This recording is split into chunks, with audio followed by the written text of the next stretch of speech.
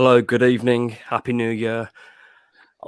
I'm Ryan Lester, and this is episode 17 of the Wolves Report, where tonight we'll be talking through the Man United game, the Sheffield United game, talking about Adama, Podence, Fabio, looking at the transfer window, taking as many questions as we can, and looking ahead to Southampton. And of course, we're joined by two of our regular pundits in the form of Mark Knock and Chris Tyler. Good evening, gentlemen. Happy New Year.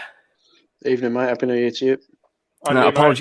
Apologies for the lack of Wolves Report podcast recently. We've had a couple of injuries in the squad. I'm still in COVID corner. Unfortunately, I come home from Man United and I wasn't very well, so I've been isolated and struggling to talk. And Tyler at the bottom lost his voice at Old Trafford. Man, that bloke is high pitched when Wolves score, but he lost his voice. Anyway, thanks everyone for joining us again. Sorry for the delay. Obviously, we had some games off at Christmas. And then we're back for Man United. So let's kick things off with the Man United game. What a performance. What a result. Obviously, I was there with you, Tyler, for that one. Just break us in gently to your thoughts on that Man United performance. I think it was probably the best performance since we've been in the Premier League, certainly first half. And I know that's a bit of a bold statement, but I think I'm talking from a control element. I've not seen us control one of the big six like that ever. Yeah, we've won at City and we've beat Chelsea at home with last minute goals and that sort of thing, but from a control perspective of a football match, I thought we were superb, and I can't remember a better one really. The first half, I mean, we were looking at each other in disbelief a lot of the time, weren't we? As if to think, like, what's going on? I think you called that we'll probably win the midfield because of the experience and the quality in there. But it was wave after wave of attack first half. And although I didn't think we created sort of clear-cut gilt-edge opportunities, what was it, 15 shots, something like that? Yeah, it's a lot of shots. And like I said, I think, without going over the top, I genuinely think it's one of the best ones I've seen since we've been back. I thought it was excellent. Every player was probably 8, 9 out of 10. Superb performances, solid as a rock again. I thought it was brilliant, really good.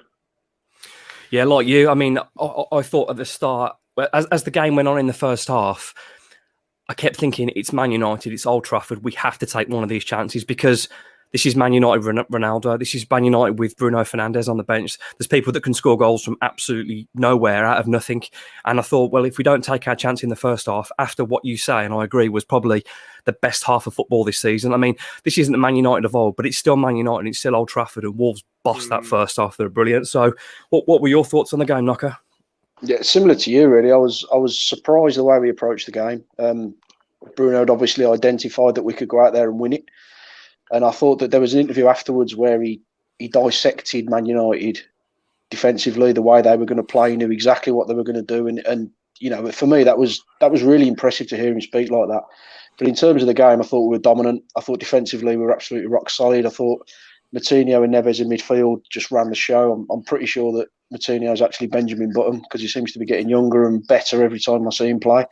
Up front, constant threat, and it was just he's probably, I agree with Tyler, it's the first time we've seen a complete performance like that, and not just against one of the big six. I mean, how often do Wolves have a good first half and a poor second half, or a poor first half, great second half? Whereas this time we were solid for 90 minutes, and I think United had a lot of quality players, but they didn't look like a team to me. I felt that Wolves were working for each other and working together and really looking to find those spaces in and around United. Had a solid game plan of what they wanted to do, and they executed it. Whereas with United, I felt they were more sort of, we're probably better than these, so we'll just go out there and win it. And it was excellent. I mean, it was a real professional performance, and thoroughly deserved 3 points. No one can argue we deserve to win that game.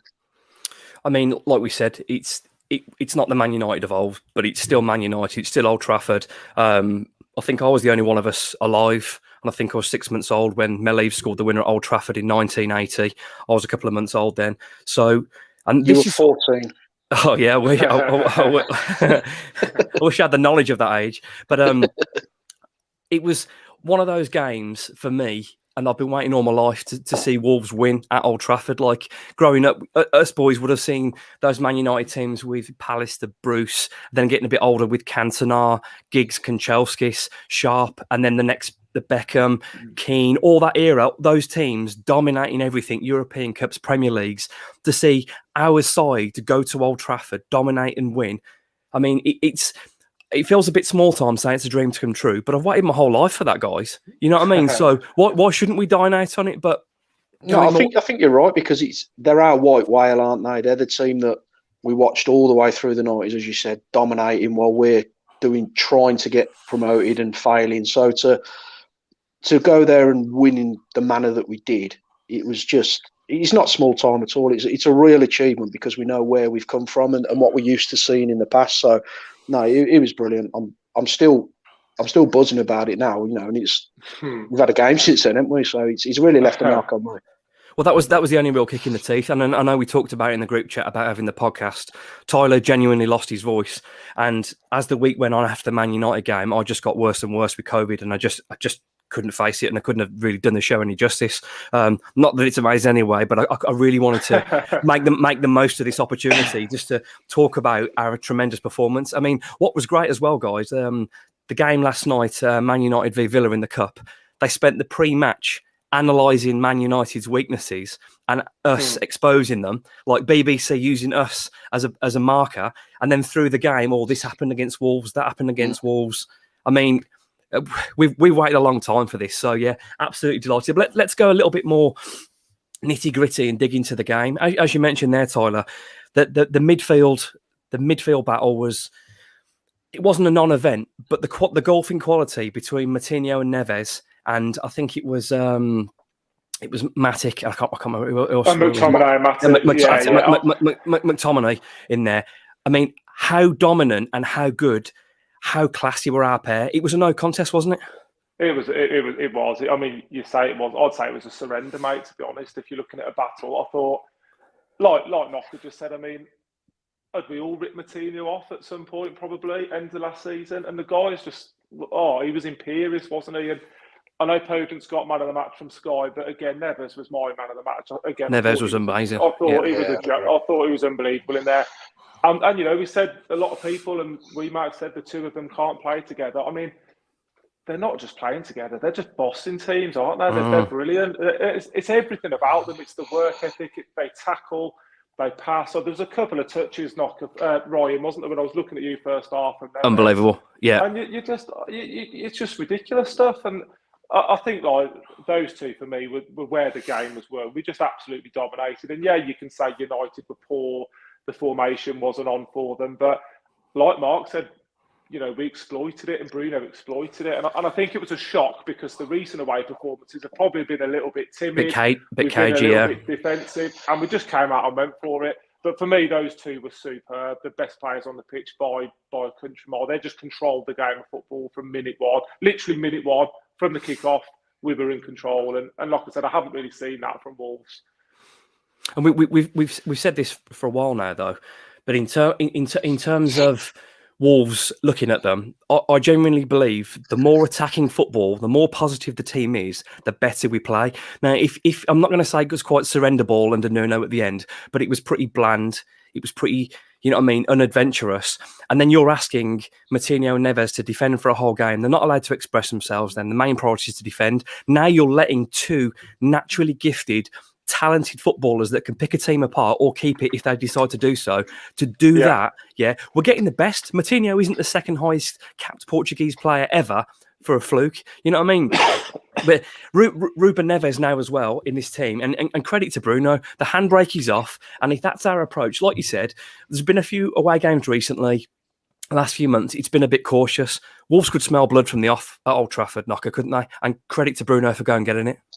Absolutely, yeah. I think it wasn't just the 11 on the pitch. It was the substitutions were perfect. The tactics were perfect. And I think, we've had conversations about Bruno before, and I think that the lack of goals have maybe raised a few eyebrows and a few questions about him. But when you look at that performance, he knew he could win that game. I think when we lined up against Man City and we lined up against Liverpool and we had the chat that maybe we should be a little bit more adventurous. I said it myself, maybe we should be more adventurous. I think he looked at it and he thought, we can't take these on toe-to-toe. But I think he knew what he was doing against United. He knew that they were vulnerable. He knew we could hurt them. And there's a lot for me in the last few weeks that have really kind of turned my head with Bruno. He seems to be very, very intelligent. Tactically, he's very strong. When we score, he's not getting overexcited. When we concede, he's not getting frustrated. You can see after the full-time whistle, There was no major celebration. It's a walk to the Wolves fans. He claps them and he's off again. He just seems to be really professional at what he's doing. In control, yeah. And everyone seems to respect him as well. And I think we've had the conversation before that it's not just what he's doing on the pitch now. He's improving the players. Every player now, and I think it was you said it, Chris, in the group chat, that every player now, probably bar Adama, is better than when he got here. And that's not an accident. You know, we're not keeping clean sheets for fun. We haven't got the second best defensive record in the league because we've been lucky. We've done it because we've tactically assessed our opponents and we've come up with a system that absolutely works for us. And, you know, this guy's good. I was a bit worried because you're thinking, is he just a Mendes client? Is he just coming in a bit like a Walter Zenga was? No, this guy knows what he's doing, and there's something very sharp about Wolves at the minute. And I think we should all be very optimistic for the rest of the season if we get the next month right. I mean, a lot of managers as well are sort of judged by sort of in terms of their charisma, shouting, passion. Now, he's not a shouty, pointy, screamy kind of guy, but if he's delivering this kind of football, Tyler, with pretty much Nuno's squad, what can he go on to achieve if he's back this window? I mean, we'll talk about the window in a bit. We're mixed whether we're gonna do much this window, but we've got to give this guy credit. I mean, we've let like 2 goals in the last 5 or 6 weeks. 9 games. 9 games, and that's ridiculous. And that's against 2 of the best teams in the world. One an injury time, and one of those was a penalty because it went under his armpit, which should never have been given. Which is never. I mean, just some quick mentions, guys. We've got loads of messages coming through. Evening, Sean, one of our regular watchers. Thanks for your contribution. Evening, Rob, as well.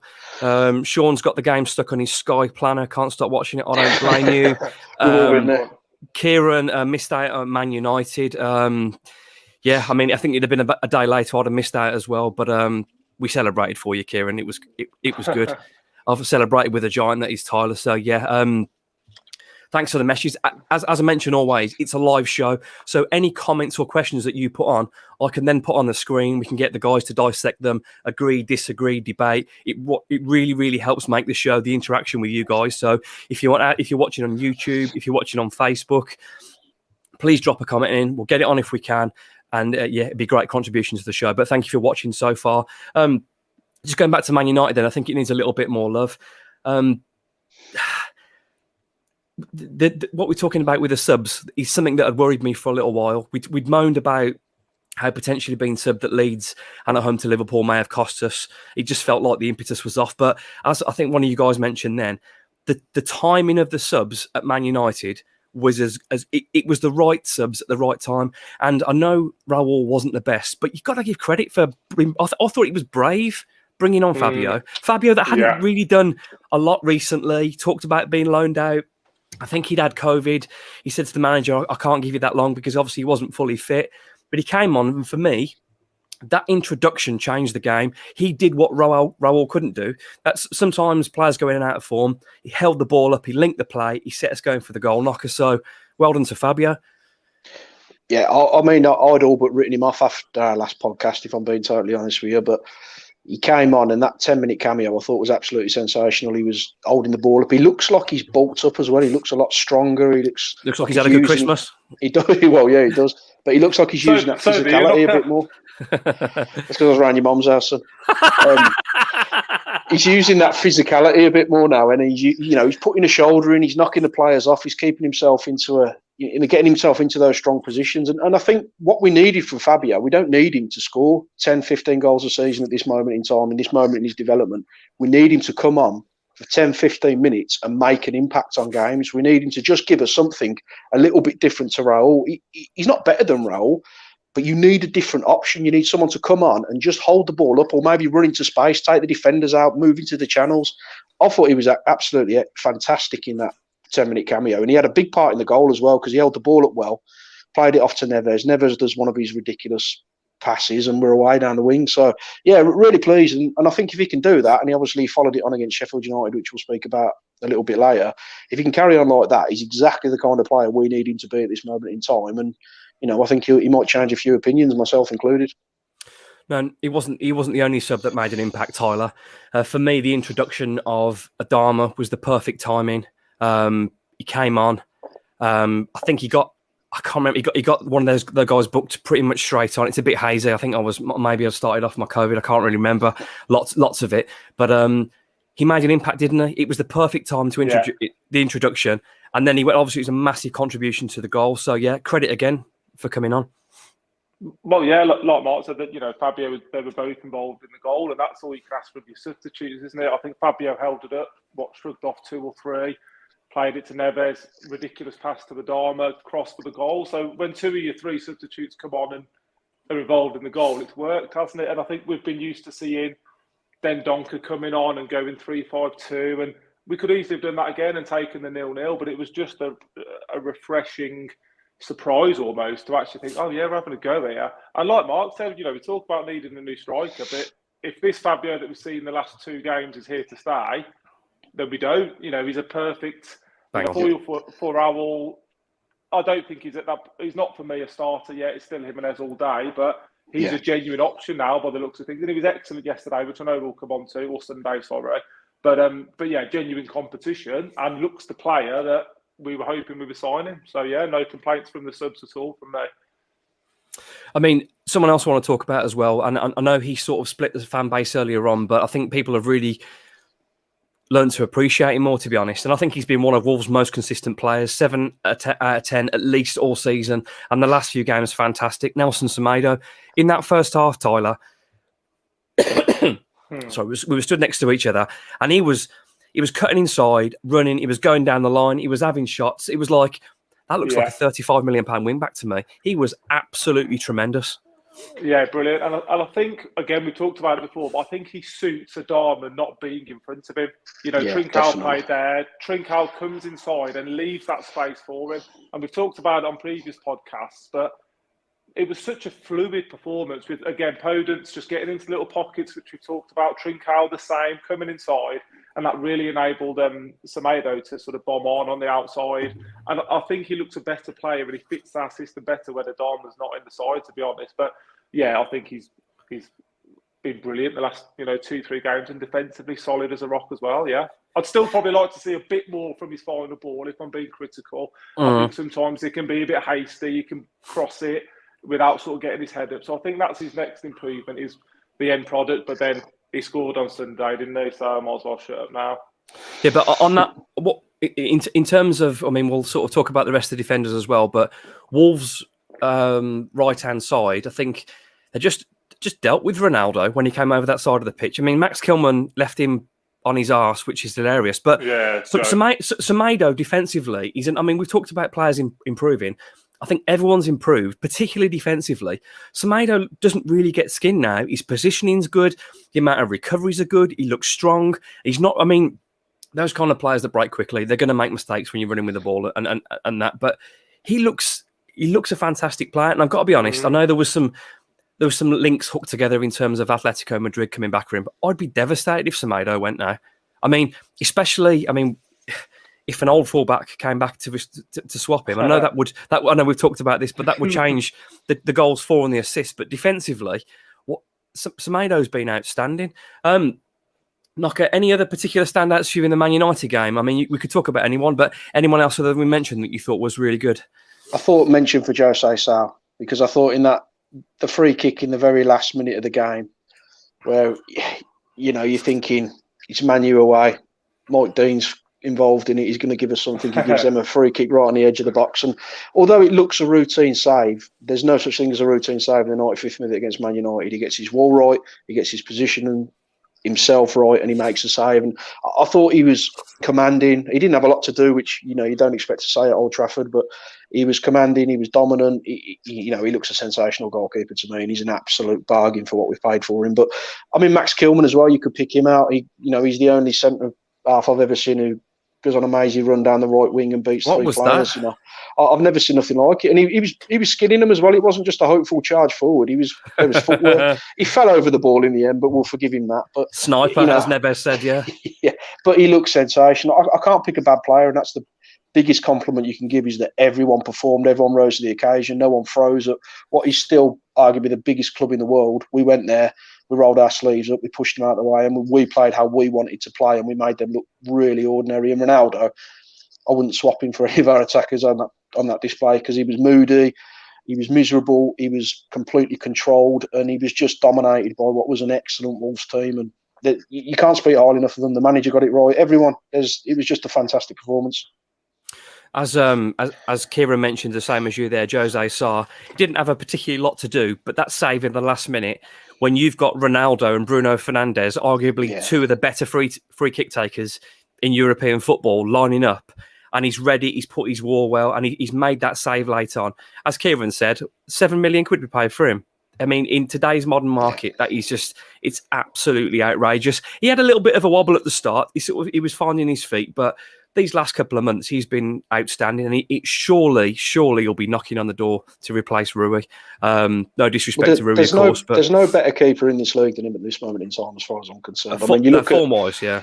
No, I mean, you look at the team. I think is it Man City got a better defensive record than us, but look what they've got in front of their back line. They're never under the kind of pressure that we're going to be under. So defensively, I think as a unit, we're working better than they are because we're facing a lot more opposition, and you can't do that with a bad goalkeeper. And Rui, I love Rui. He was fantastic for us, but I think you look over your shoulder if you're a Rui Patricio at the moment because Sarr's definitely breathing down his neck for that number one spot now. Absolutely. Just a couple more things before we wrap up on Man United. I mean, I noticed this on the way in. Shocking the amount of half and half scar speed. I mean, going in, Tyler. I mean, we walked to the ground knocker. Your dad left his glasses in the car. He sent us, me and Tyler, walking halfway back down to the middle of Manchester to collect his glasses. I think we nearly caught him buying a half and half scarf, so he can have that for making us getting his glasses anyway. So, just before we move on from that, then this is picking up a bit of leg each week. I'm still not over the fact you get Eddie Howe on the show each week. You're lucky I'm on tonight. So I'm just about to finalise a deal for Chris Wood, boys. So you're lucky I've given you. How much you paying for? How much you paying? How much you paying for Wood? 163 million. I think they're going to pay. I can't disclose at the moment, but you'll see it in Sky tomorrow.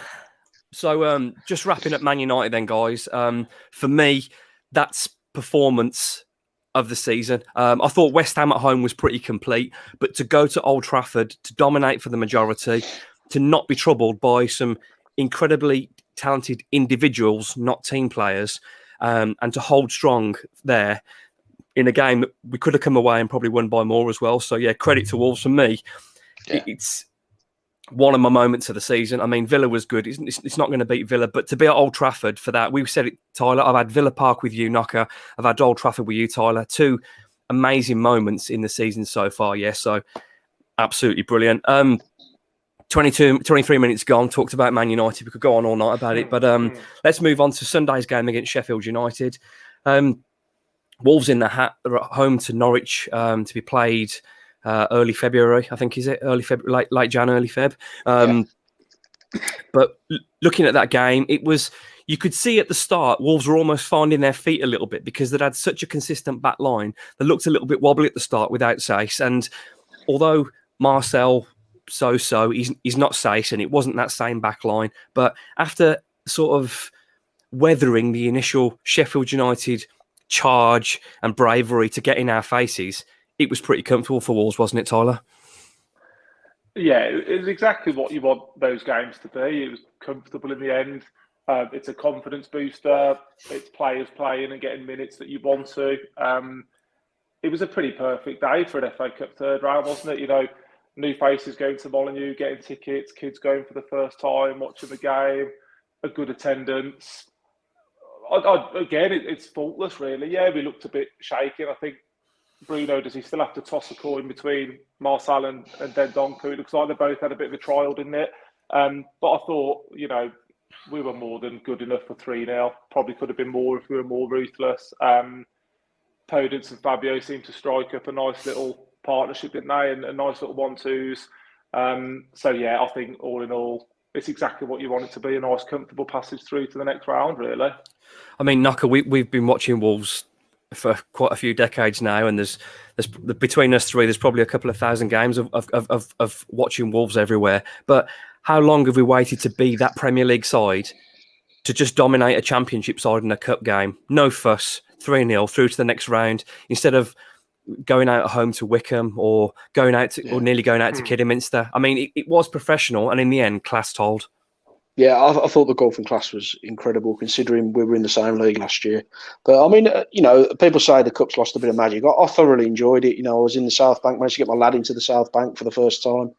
It was his 5th game this season, first time he's seen a goal. So he thoroughly enjoyed it. And when Podence stood that one away, it was more of a relief. I could have gone home at that point, to be fair, but it was just brilliant. I thoroughly enjoyed the game. I thought we were professional. I thought that we took the cup seriously. I mean, we haven't got a great deal of choice because of the squad size we've got, but we were really good. It was a really good performance. It was an enjoyable afternoon. The pressure's off a little bit because although you want to progress in the cup, we know how precious those points are in the Premier League. So when you've got some to hold on to, the stress factors for the roof. But I felt when we got the first goal, I didn't really think they were ever going to get back into it. I've always thought Wolves were cruising. Never really come out of second gear for me. And there was some excellent performances. Smido was superb. Like you say, first 10 minutes we were a bit shaky. Ait Nouri had his legs on the wrong way around. The only concern for me is that third place defensively. That's the only concern that was raised for me because Marcel looked a little bit wild. Dendoncker, positionally, I wasn't comfortable with him. So I think moving forward against better opposition, there was a couple of times where Sharp got into good possessions and McGoldrick had a free header, which he's absolutely got to score. So there was some moments there that gave me a little bit of fear moving forward, but it is what it is. It's where we are at the moment. But in terms of the actual game itself, thoroughly enjoyed the afternoon. It was well worth going. I mean, you got, was it 28,000, 25,000, something like that? And you look down the road, they can get 8,000 together for an FA Cup. There weren't 8,000 there, mate. Nah, it was pathetic, wasn't it? But you've got to enjoy the cup. It's there. It's a chance for you to go to games if you don't get the opportunity. It's a chance for you to take my lad like I did, and just enjoy the FA Cup, which for me is still very, very special. Absolutely. Well, I mean, another sort of blast from the past knock. I remember when you was probably 13, I was probably about 16. We were at Leeds in the quarter-final of the FA Cup, and Don Goodwin scored. I mean, that's great. I mean, we were there with your dad. My mum was there. It was pretty amazing. Hasselbank save as well. Hasselbank save in the last minute. Getting bottles thrown at us on the way out. It was a special day. The good old days. And Muscat throwing launches of mud. But the FA Cup days for me growing up are games like that when you got an opportunity. And I know, unfortunately, the semi-final was at Villa Park and we lost to Arsenal. And I mean, I didn't want to talk about the team selection. It still hurts now. But the cup is important to us, and it is important to us, and it meant a lot. And obviously, we haven't got a lot. We could have played a weaker side and changed it up a little bit, but it is important. And for all of us that were at Wembley, and anyone that wasn't at Wembley, it was painful losing to Watford. But that was a taster. Yeah. We were that close off being an FA Cup final, and with this set of players that look now like we're going to be finishing the right half of the table. This is an opportunity, isn't it, Chris? This is an opportunity now, isn't it, to push deep into this cup? Yeah, too right. I mean, you'd like to think by the time we play Norwich, they're going to have an eye on trying to stay in the Premier League, which they will have already, but it'll probably be even more critical for them.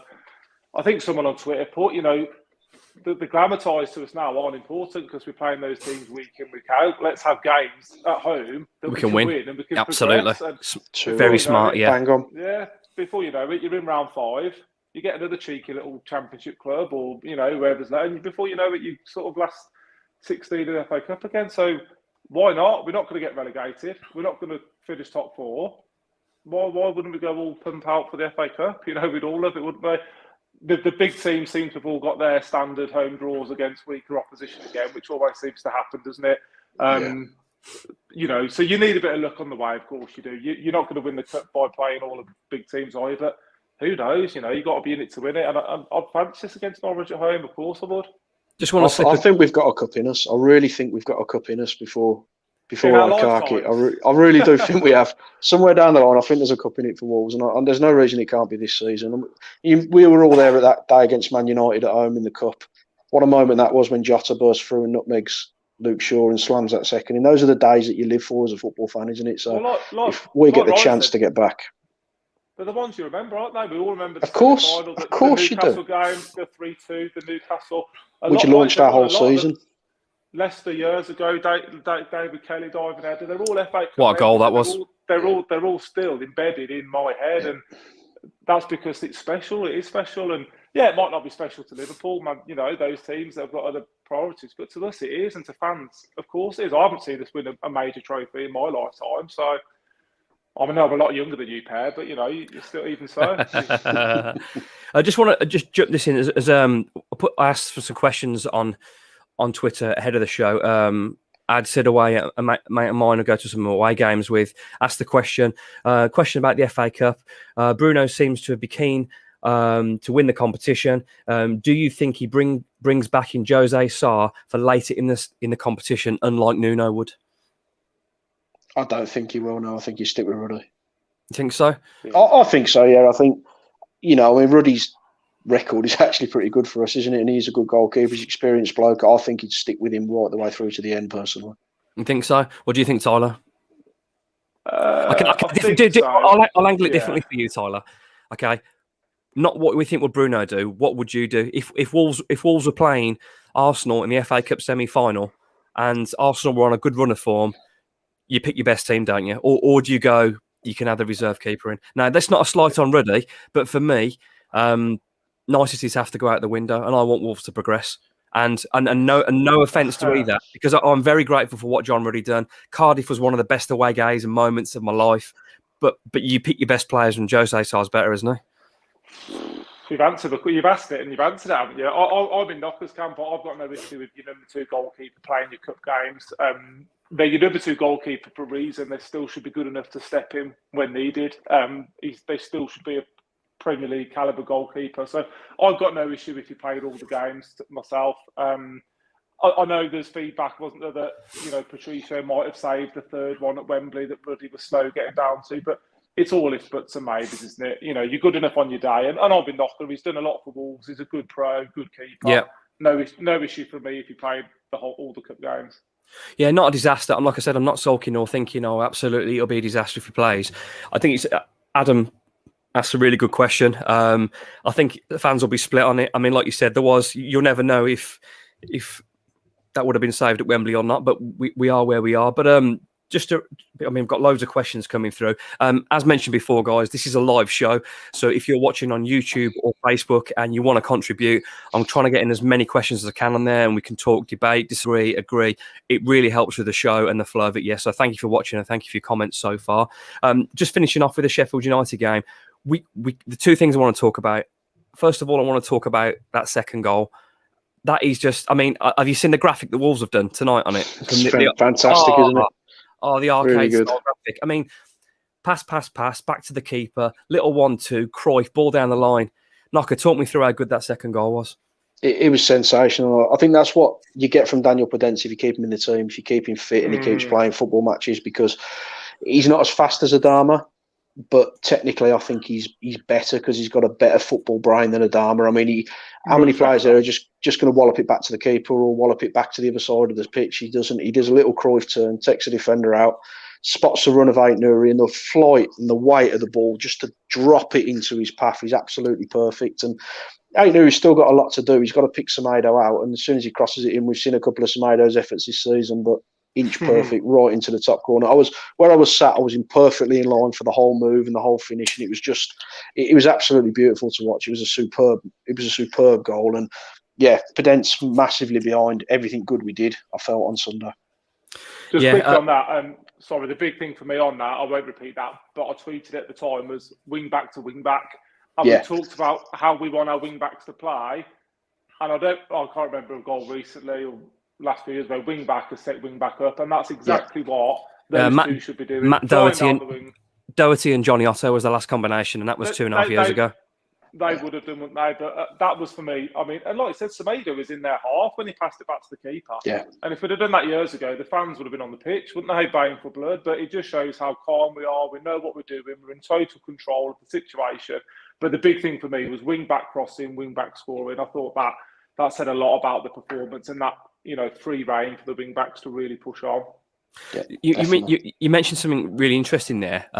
Someone tweeted it, and I wish I'd have kept it to say, but someone talked in terms of educating ourselves as fans, because like you said then, Tyler, a couple of years ago back, we get the ball back and the fullback or wing back cuts inside and hoofs it like a long ball back to the keeper. People have been frustrated, but we're so now, obviously Nuno changed our mindset on football in terms of playing a different way, and now Bruno's hopefully taking us to a new level. It's it's appreciating that there's no option on. You start again and you recycle and you go over. Instead of percentage balls, we haven't got a big centre forward for flick-ons and knockdowns. That's not our game. Our game now is a lot more precise. It's a lot more, I'm loath to say continental, because obviously some of the best football now that Man City play, that Liverpool play, it's very much English football because we do it here. But now we've become really modernised in our style and our play. It's patient.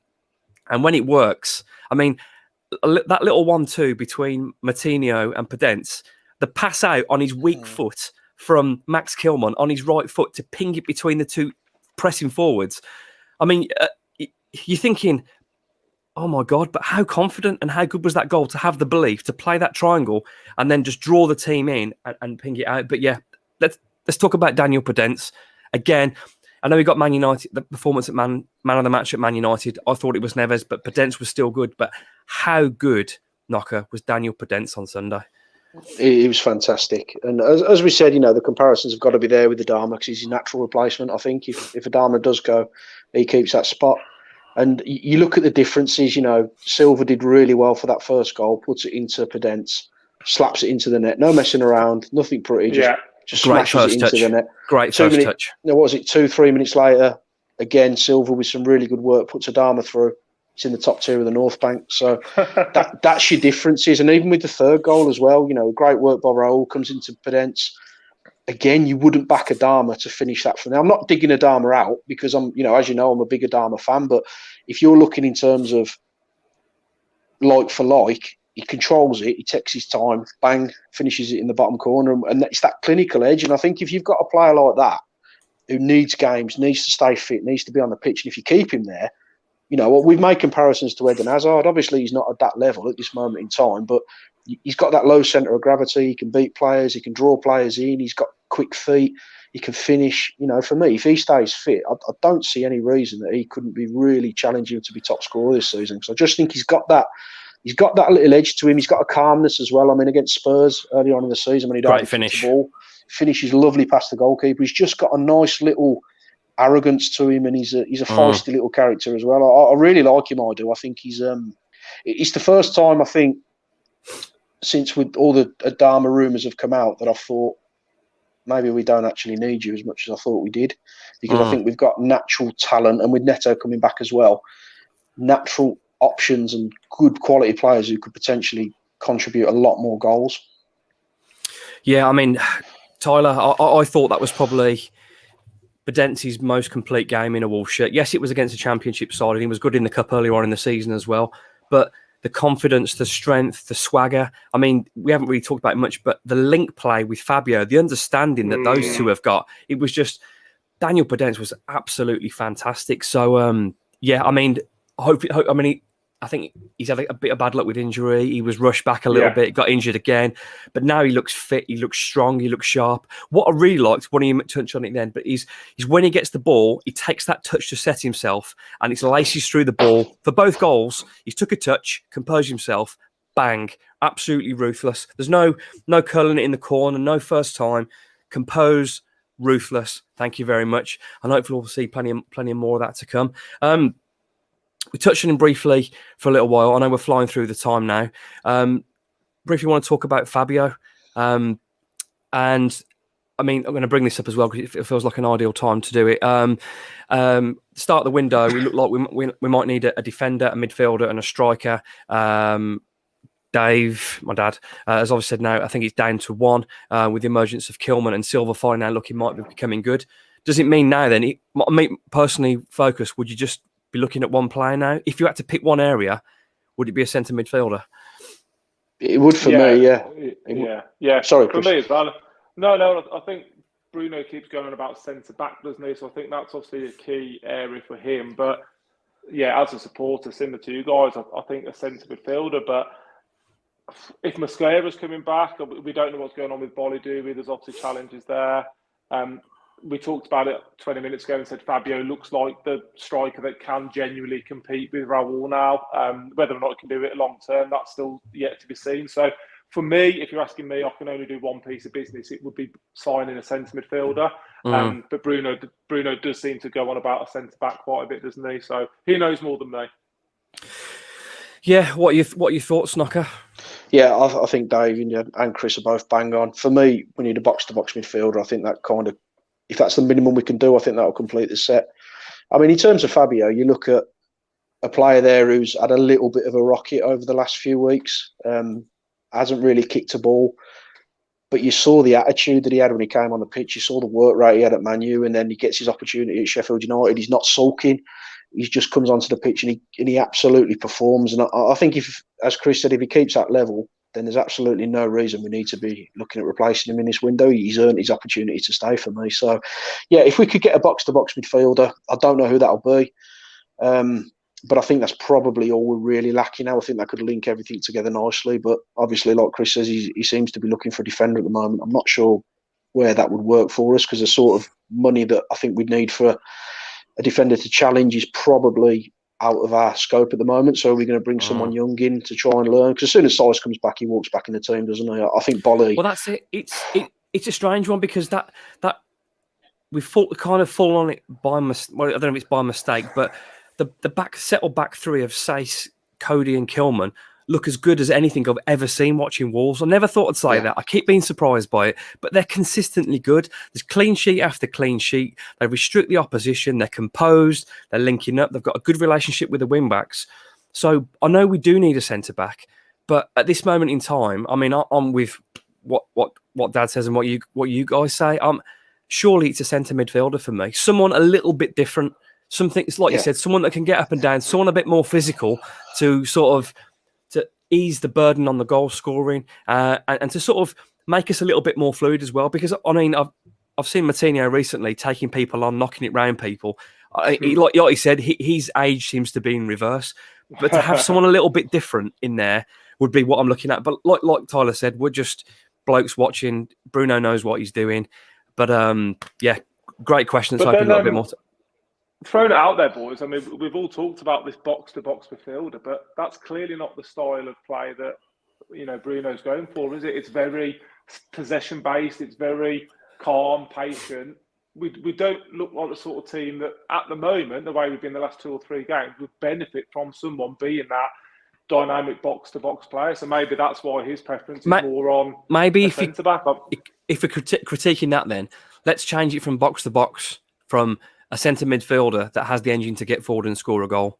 Someone that has that engine to get up to the edge of the box and ping one in, because none of our guys are going to do that when we're countering now. That's not their game. That kind of player that's a little bit more forward thinking, that has that in his locker. Make the runs, get to the box, make the runs, late arrivals, that sort of thing. That kind of player. I think that's a better phrase. I agree. I agree with what Tyler's saying, but I also think we don't really know yet, purely because he's not added the options to really show us what he wants to do.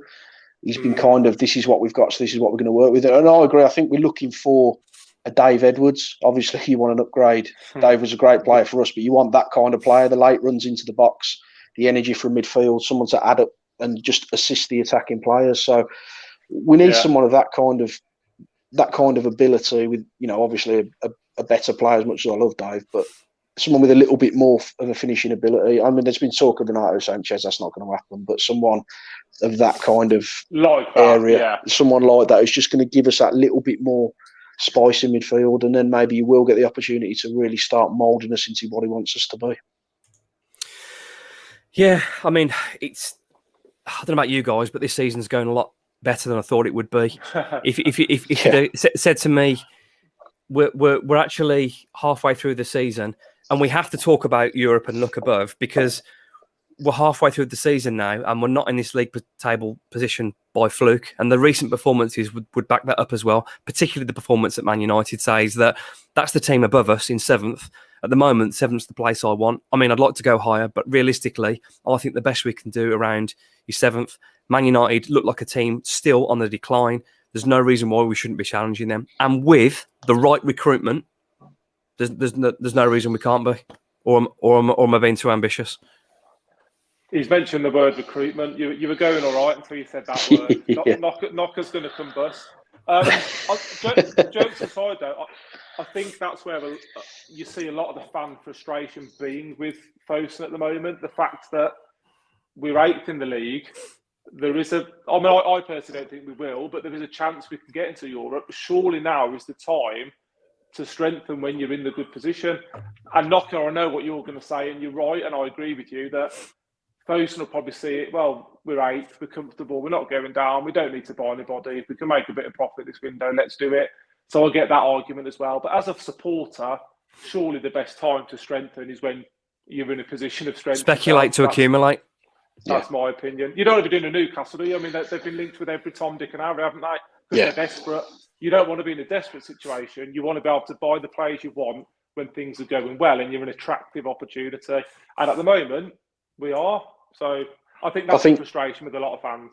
I think you're absolutely spot on. And I think the frustrating thing is I'm not wanting Wolves to go out and spend 70, 80 million. We're 1 or 2 players away from a genuine challenge for Europe again. We really are. That's all it was going to take. But I mean, I know we're going to talk about a transfer window a little bit later, but that's the big concern. And that's where I think the season is absolutely going to be balanced for us. If we get it right, we can make a challenge. If we don't, then I don't think what we're doing at the moment is sustainable, personally. No, I mean, we've gone like 45 minutes in, guys, and we knew there's going to be so much. So let's briefly talk about the transfer window and talking about Adama.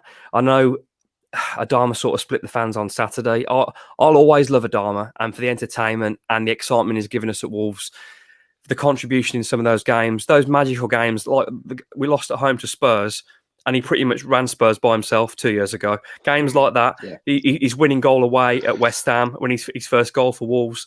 Even his contribution at Villa Park this year, not his best game, but he was involved in every goal. He's involved in the goal at Old Trafford. I'll be sad to see him go. I think he's going to go. As you guys said, I think Wolves now look like that style of play isn't for Adama. He's not going to sign his deal. Let's cash in and let's reinvest that money. He probably isn't going to be on Renato Sanchez. We know that it'll be someone much bigger and better than us that he's probably going to go to. But if there's an opportunity to sell now and make a profit, and we can get all the money up front to reinvest immediately, it's a no-brainer, isn't it, guys? That has to be the business, doesn't it? It does. The worry for me is, will we reinvest it? I mean, we've had the conversation about the transfer window before, and I've said since sort of October, November time, and I still think it now. I think we'll come out the window weaker than we went into it. And I really hope I'm wrong. I genuinely hope I'm wrong. But I just think, all right, you're selling for 20 million.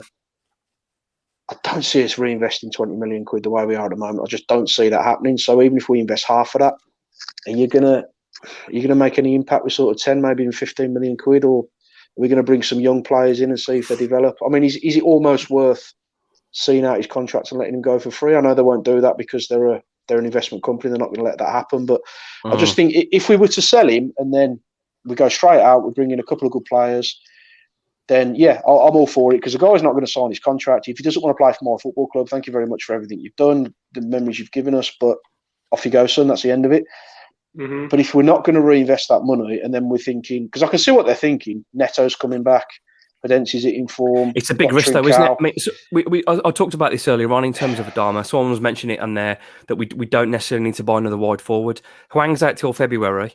We don't know if Neto's going to come back the same. If we sell Adama, then we're down to a couple and we've got no room for manoeuvrability. We have to, if Adama goes in January, we have to get another forward in, because... See, you say that, but at the same time, they were willing to go into last season with just Raul and Fabio Silva, that we knew wasn't going to make the impact we needed him to make because of his age. So I don't think the fear factor is going to be relevant for him. I think they will look at where we are in the league. I think they'll look at the points we've accrued, the risk factor, which is almost zero of us going down now, the squad that we've got, players coming back, and I think they'll weigh it up and think, no, I don't think we need to be throwing money at this. I think we'll pocket it and then we'll see where we go in the summer window. That's. I hope I'm wrong. You know, I'd love to eat humble pie on here, but that's just the way I think. Yeah, well, that's what history tells me. As always, I like to play devil's advocate and like go reverse to what you say. I also think that this is the weakest Man United will be for a very long time. This season is the weakest they'll be. They will have a new manager. They will invest. They can't keep throwing the amount of money they are and keep being this weak.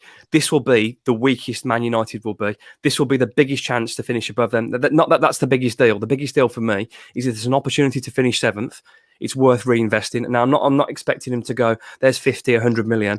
One quality player in centre midfield for me. That would be... It's not just them, though, is it? I mean, look at the Villa. They're throwing money all over the place. Look at Newcastle. If they stay up, they're going to be throwing money all over the place. It could be the last opportunity we have for quite some time to put in a realistic challenge for 7th. That's a good point. What do you make of it, Tyler? Yeah, I agree with both you. And there's a bit of me that likes the business model. You know, so I don't want to be that team that just throws money at everybody and gets mercenaries in. And, you know, we have had some success with some, you know, good young players. You know, I'm just for you boys. I don't care. We don't need to spend 200 million. I'm not looking for that. I'm just looking for that one, maybe two signings. I agree with you both. I think Adama will leave. I don't necessarily think he'll be replaced like for like. I think they'll give it, like Mark said, till the end of the season. There's no risk of us going down. Yeah, like I said a few weeks ago, I'm not very positive about anything being done, to be honest. But, you know, we'd like to be surprised, wouldn't we? But I fully agree with what you both said. It's just a shame we can't kick on now when now's the time to do it, in my opinion. Yeah, I think so. We've got about 10 minutes left, guys. I want to get some comments because we've had absolutely hammered with comments. So I just want to go through a few of them. Paul Nichols, regular contributor. Welcome back, gentlemen. You missed. Thank you very much, Paul. 100% agree regarding Bruno, tactically astute and improving players. Fabio looking a completely different prospect under this manager. I agree. I think Fabio's performed that well in the last game and a half. If he did start against Southampton, I wouldn't be worried or disappointed. I think Raul will start. He'll come back in. But Fabio's shown me now why we invested a huge amount of money. I mean, as well, Andrew Hipkins, a friend of mine as well, said Fabio should be starting against Southampton. What do you guys, do you think he's done enough to start against Southampton, or would you start Raul? No, not for me. I wouldn't. I think his development dictates he should be starting for the bench at this moment in time and getting those minutes with the, but a little bit less pressure on him. But I do think if he carries on the way he is now, it's not going to be too long till he's knocking on the door. And it's perfect. It's what we need. Jimenez has probably been comfortable, and now he's got someone knocking on the door. So it should only give Jimenez the kick up the backside that he might need. But for me, as I said all along, Jimenez is still a world-class operator. And for me, he's still our number 9 all day long. 100%. Just jumping on to another comment. I've seen this a bit going around on Facebook, Twitter as well. As a transition to being a more successful going forward, what do you guys think about Raul and Fabio with Podence like in the 10 behind? Now, someone mentioned that a few times. I mean, that could happen. There's no reason that could happen the weekend. And you've got a bit of everything there, haven't you? So, I mean, thanks, that's Matt Garnett with a comment there. I mean, that's a really good point as well. Kieran backs it up as well with that as well. Podence and Fabio, dream team partnership, really look confident and sharp. Have we found a partnership there that we could include Raul in, and there's a bit more fluidity? For me, it makes Wolves a lot more narrow. There's not a lot going out wide. Then there's a lot of pressure on the wing backs in that system, but it does make you more potent in front of goal with those 3 closer in the middle. What do you guys think? Yeah, I'd have no issue with it. I don't think I'd start it, but I think it's certainly an option because, like we talked about, we're better when Trincao and Podence come inside and leave the space, so the space will still be there. And I think Fabio does seem to, and Jimenez does to a point, they both like to come and get involved and pick the ball up and turn. So I'm sure it's something they probably thought about. But yeah, the link up between those two on Sunday was brilliant. And I'm sure Jimenez is good enough to get involved in that too. I think Podence in the 10 is the dream, isn't it? I mean, I think he's got all the attributes to operate really effectively in there. And if he's tucked in behind 2 good players who hold the ball up and let him run in off them, then there could well be a future with that. But we're not going to know if it works if it's never been tried, have we? So it's experimental. Kieran, within the comment, honestly, how far do you think we could go in the cup? Is that should be the aim? Should we aim for above anything else this season? So basically, should the cup now be our priority? Do we think we can get 7th and get above Man United, or should it be all for the cup? Naka? Squad-wise, I don't think we'll get 7th. We'll know more after the window. I just don't quite think it'll be there. I think it'll be a stretch too far for us. So I'd love to see us have a real good go in the cup. There's no reason we can't have a real go at both. I mean, we've got no European football to worry about. It's just a straight slog on 2 competitions now. So I'd love us to finish 7th and win the cup. That'd be the ideal scenario. Oh, that'd be nice, wouldn't it? That'd be really nice. I mean, there's a lot of belief. Chris Cooper says, honestly believe that this could be our season for the FA Cup. I believe that every year since 1987, and we haven't quite made it yet, but one day we've come close. I mean, we have come close. A few comments going through. Adrian, good evening to you as well. I think why you get those at Ryan, that, you know, on our day we can give anyone a game, so that makes us a decent, you know, option for the cup. I just still think there's 5 or 6 big teams ahead of us, but who knows? We can dream, can't we?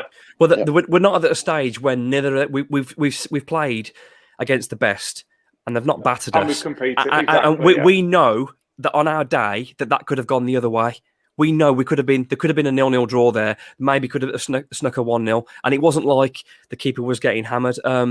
Was the Giles and Sanderson no-show down to their loan restrictions from Steve Dickens? I honestly believe with that one, Steve, that I think we are getting them back for the moment to protect ourselves with Sace being away, because if we are, I think the plan originally was to play Marcel at left centre-back. If that's the case then, and you've got Ait-Nouri, there's no other cover. So then Giles naturally becomes your next man in on the left-hand side, so you've got cover for them. And Sanderson as well being cover. I don't think there was any intention of playing those guys. I think it was just the bolster of the squad to see how the January transfer window goes to cover Swell Sace away. And no disrespect to either of those two. I just think it was Wolves playing a smart game and covering themselves. You'd expect them to go back out as well, wouldn't you? Absolutely. Something for the future here that Adrian clicked on. Fabio, Neto, Podence and Raul in the future. God, imagine that. Just keep lumping it forward and one of them's going to pick it up, isn't they? Neves' dream come true. Now, I've lost track of time a little bit. I think we've got about 4 or 5 minutes left. So let's just look ahead then to the Southampton game. What changes are we making? Who's going to play centre back? We'll start with you. We'll start with you, Tyler, on that one. I think you need a mix of the two, don't you? I think you need Marcel's aggression and Dendonker's probably composure and ball playing ability. We haven't got that. We've got one that's very aggressive, wins the ball, but couldn't trap a bag of cement in Marcel. And then we've got Dendonker, who, for such a big physical guy, is quite passive. And I don't know. For me, I'd probably go Dendonker, maybe. But I think he'll go Marcel. I think we'll keep it just to the one change, put him left centre-back, keep Kilman where he is. It means Ait-Nouri can play, so I think he'll go for Marcel myself. Yeah, I certainly want Ait-Nouri playing regardless, because I think he's key to the way we play getting forward and be more positive in there. So what I would say is the second half, I thought Wolves were more comfortable. Obviously, they were winning the game, and then I think they switched over and Kilman went to the left and Dendonker to the right. Yeah, we kind of lose what Kilman does on the right-hand side. But saying that, though, he drilled a 20-yard pass with his weak foot straight into Martinho's feet. I think Max can play either side. Marcel worried me a little bit, so I'm not so sure. What would you do, Knocker? I think I'll play Marcel because, I mean, obviously I think it's not an ideal scenario for either of them to play, but then because you're covering midfield. So I think I would expect minimum disruption. I don't want to be moving Max around, so I'll keep it as minimum changes as we can. Marcel fits there. Ait-Nouri plays left wing back, and then Dendonker's your backup for midfield. Yeah. Who's going to play up front then? So there's Trincao, Podence, Jimenez. Yeah, I'm with him on that. Yeah, I mean, I think Adama. I think it's curtains for Adama, and I don't think he plays regardless now. I think we know he's on his way, so Trincao comes in. And let's be honest, he hasn't started many games all season. I think Bruno prefers those nice. He likes those technicians, those number 10s. Yeah. They get on the ball, they keep it, they keep possession, they turn. That's what he likes. So I think he'll go with that same 3 he started at Old Trafford with. And why not? After how good we were in that half. Here's one big question of the day: is Tyler any good in the air? No. No, he's horrendous. I'm 6'6", stood up, and 6'2" when I'm jumping. So. We're coming to the end of the show now. Sorry for the delay with the games off and my COVID. As you could probably tell, it's been a bit of a struggle for me tonight. So I hope you still enjoy the show. Massive thanks, as always, to Mark Knock and Chris Tyler for joining us. This has been episode 17 of the Wolves Report. You can follow us on Twitter, Facebook and YouTube. But before we go, let's get your predictions for the games, the weekend, gentlemen. Goal scorer and score. Knocker. I'm going to go a late 1-0 win with Fabio off the bench. Nice. 2-0 to Wolves. Podence to score first. Take that. Yeah, he's just taken the words right out of my mouth. So I'm going to go. I'm going to go 1-0 and Podence. Thank you again, everybody, for watching so much. Really appreciate your support, your comments in the live, and on Twitter, Facebook, and YouTube as well. This has been episode 17 of the Wolves Report. I look forward to speaking to you after the Southampton game at the Wolves.